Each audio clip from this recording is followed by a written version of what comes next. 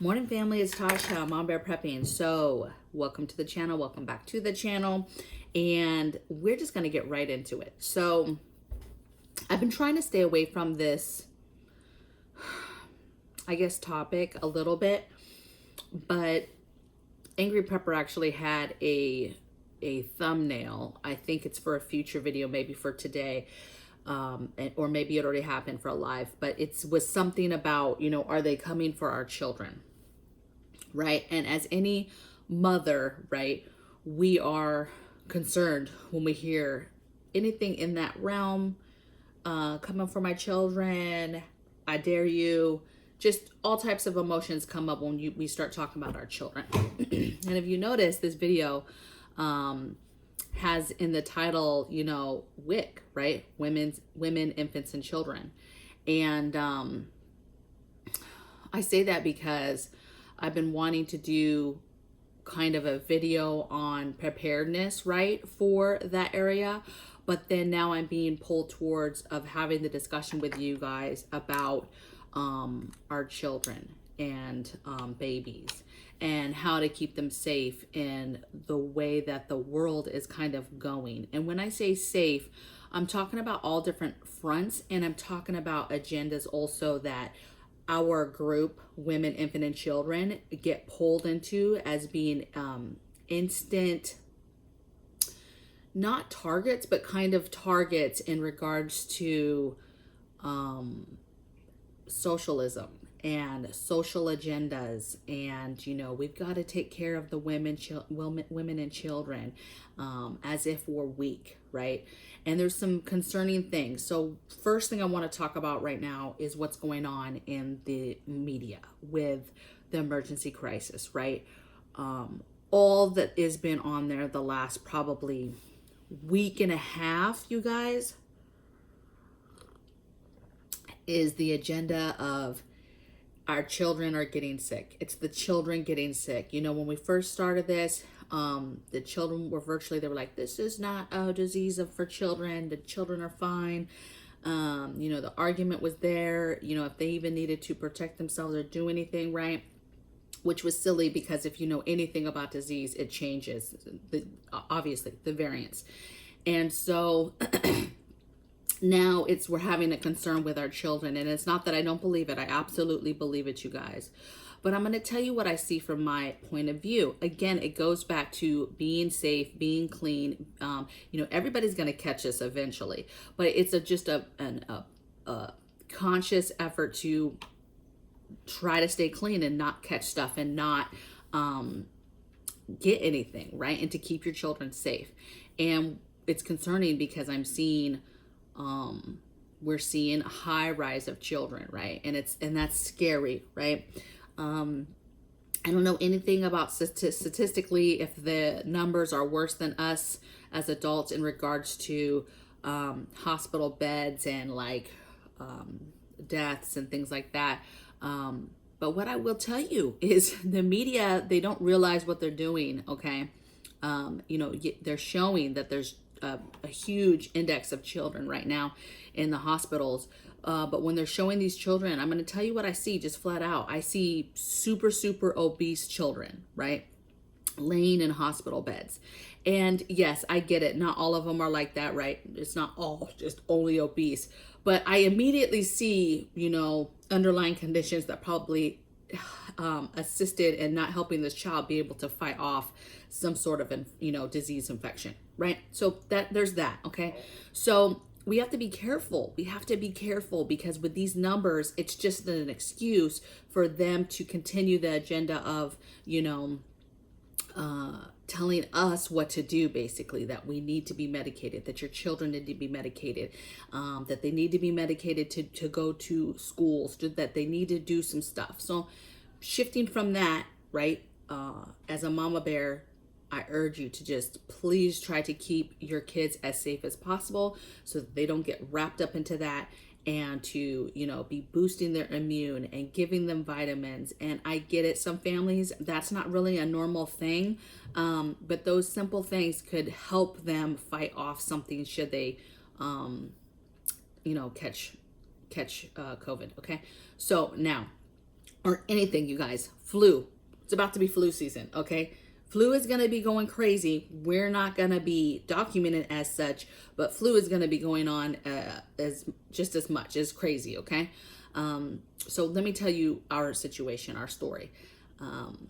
This is just a little example of us is, you know, we started the school year, public school system.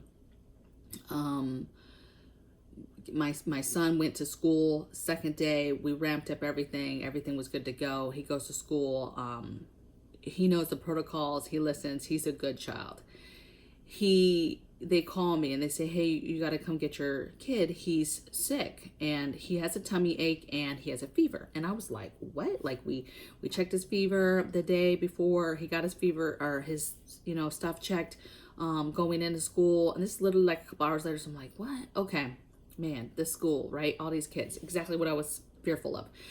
So I go and pick him up and I'm like, what's the situation? And she's like, well, he doesn't have a fever. And I'm like, doesn't have a fever? You don't just get a fever and then not get a fever, right? And so she explains how his stomach hurt, so he wanted to go to see a nurse.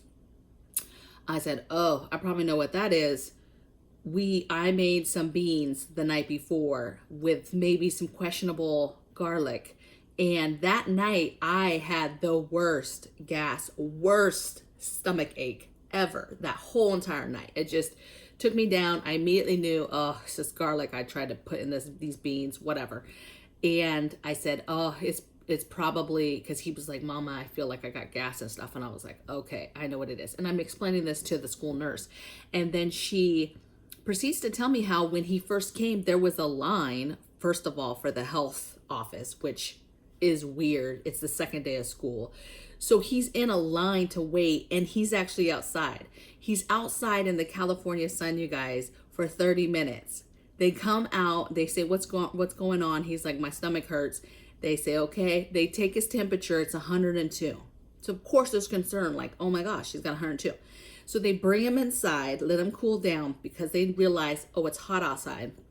They cool him down and take his temperature and it's 98, right? So I'm like, okay, so he doesn't have a temperature. Okay, so we're good. Like, okay. She's like, yeah, it's a Thursday. She's like, yeah, so just take him home. He can not come back to school tomorrow just because he's not feeling well. But then if he has no symptoms, he can come back to Monday to school, no problem. I was like, okay, cool. Sounds legit. Sounds like common sense. Okay. I'm like, cool, right? Because I was ready. Mama was ready to just roll with somebody. Don't y'all know that night, late, like at 6:30 at night, late for the schools, what I'm saying, the nurse calls and is like, yeah, I just got this thing from the some notification for updated guidance. Everything I told you is incorrect.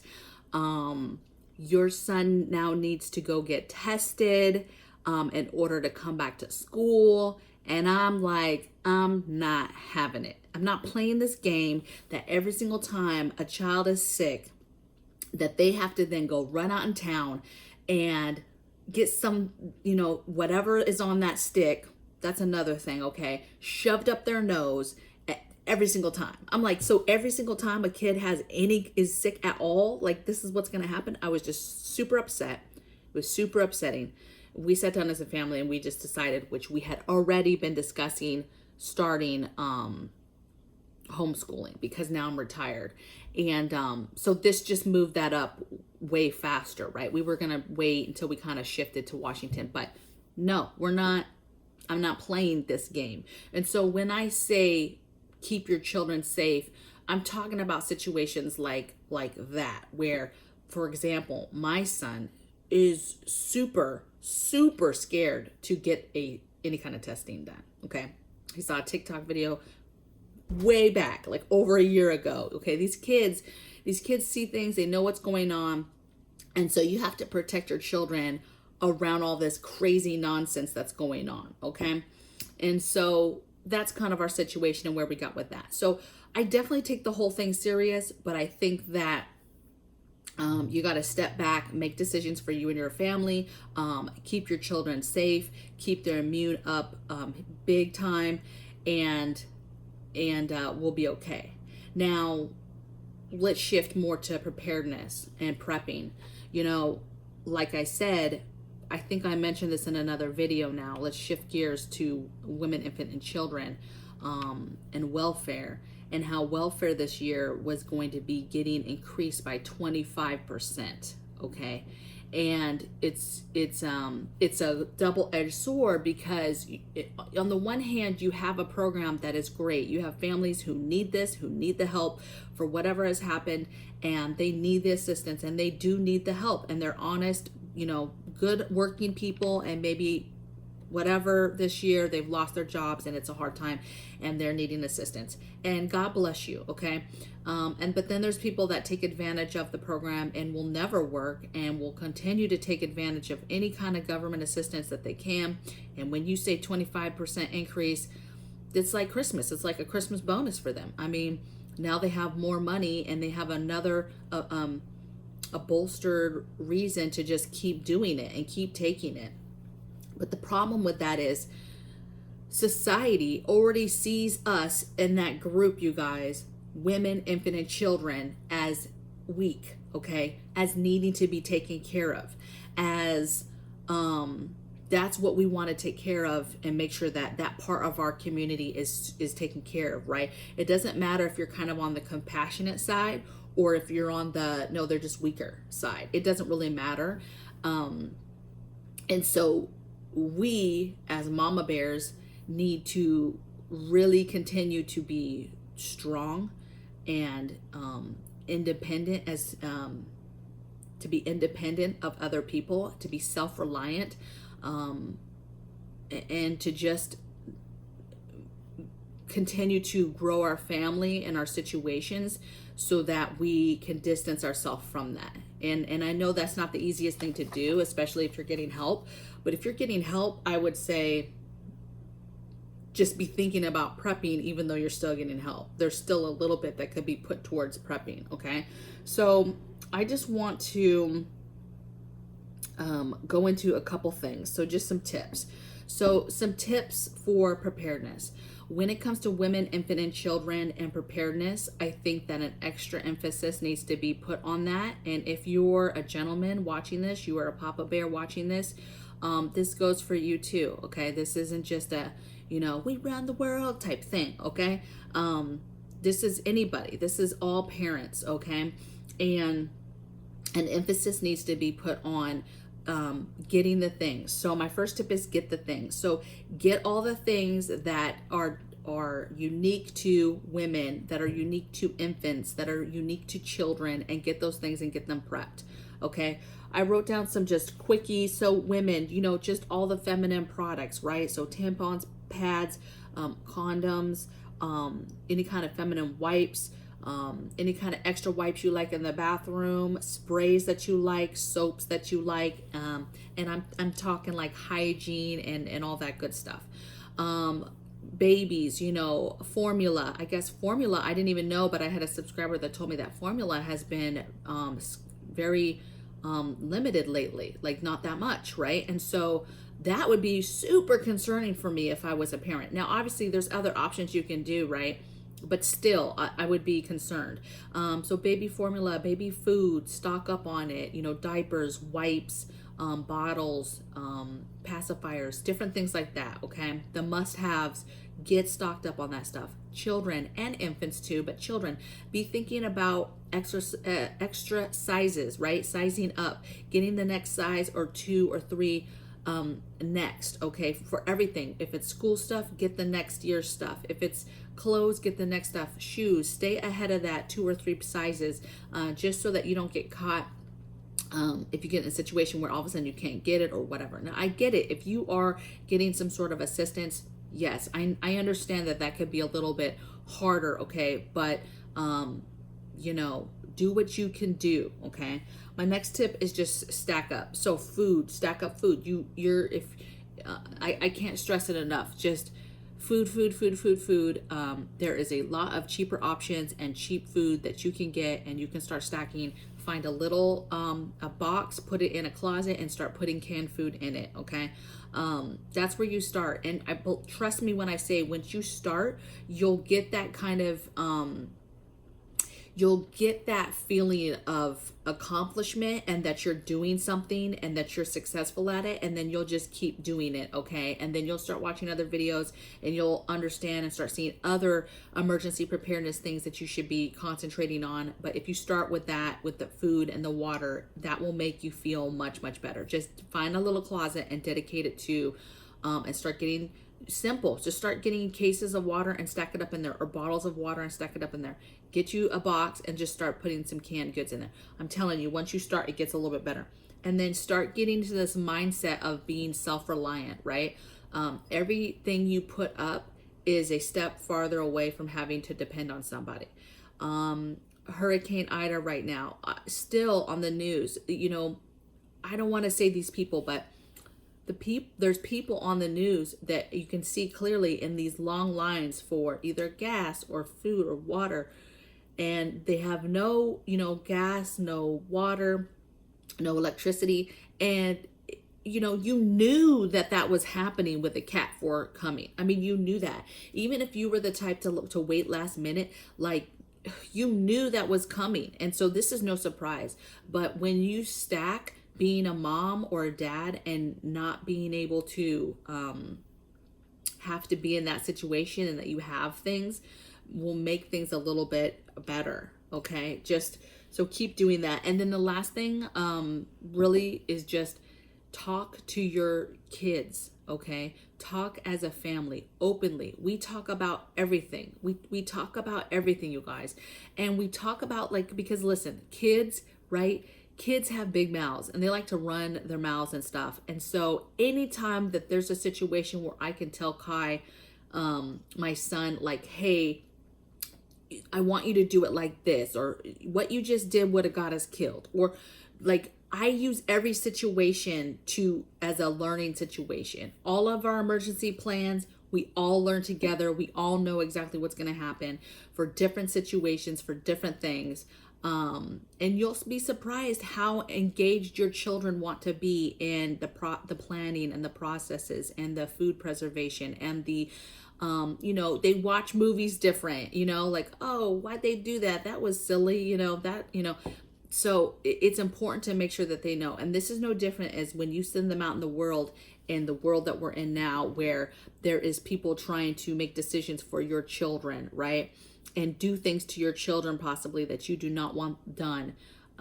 That's when you have to just be stepped in, but you need to make sure that they understand what their answers are and what needs to happen if they're approached about anything. And that's anything in life. If they're approached about anything, it's no different than teaching your children how to not talk to strangers and how to get away from a stranger if they start to get taken or whatever. It's no different, you guys. Your children need to know what's going on, and when they know the plan, there's a level of fear that is going to be much lower than it would be should they not know anything about what is even happening, let alone what to do next, okay? Bad stuff's going to happen to children who don't know what to do, and they panic when something crazy happens, or, you know, they get strung into some kind of, you know, situation where somebody else is making decisions for them, and you're not there to protect them.